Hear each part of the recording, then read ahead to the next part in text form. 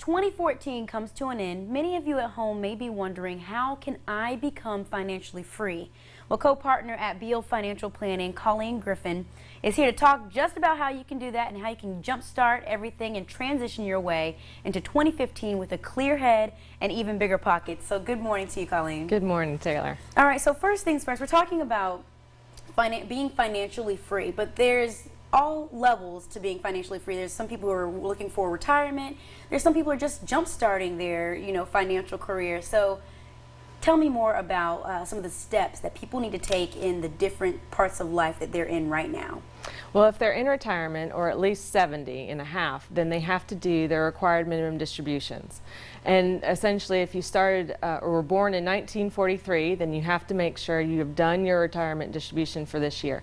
If not, you can actually have up to a 50% penalty on the amount not withdrawn. So that's one of the key things to do if you are in retirement or at least 70. So that's retirement phase only right now? Right now. Okay.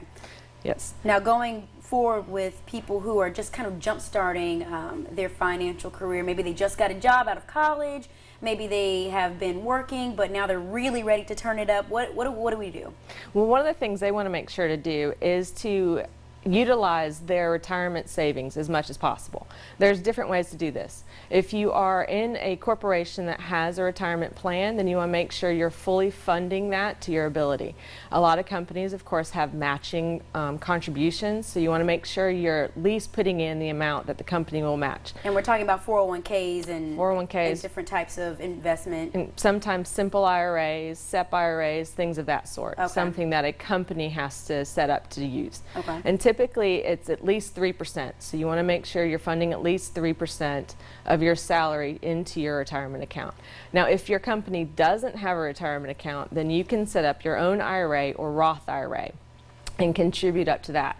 Now, the thing, of course, to realize is that for 2014, depending on your income level, your retirement contributions, if you're over 50, is $6,500. If you're under age 50, then it's $5,500. And that actual level is the same for 2014 and 2015. And quickly, before we have to wrap up, what is the key to financial freedom in 2014 and transitioning yourself into 2015?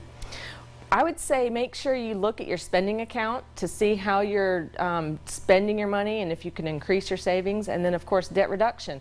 Getting in and making a plan to pay down your debt as much as possible. Because without a plan, you don't know where you're going or what you're doing. And it's never too late to start the plan, right? It's never too late to start the plan. It's never too early to start the plan either. All right. Well, thank you so much for joining us this morning. We appreciate it. Absolutely. You're welcome. All right. Well, to learn more about Colleen's company and their services, just log on to our website. That's 41NBC.com/41today after the show.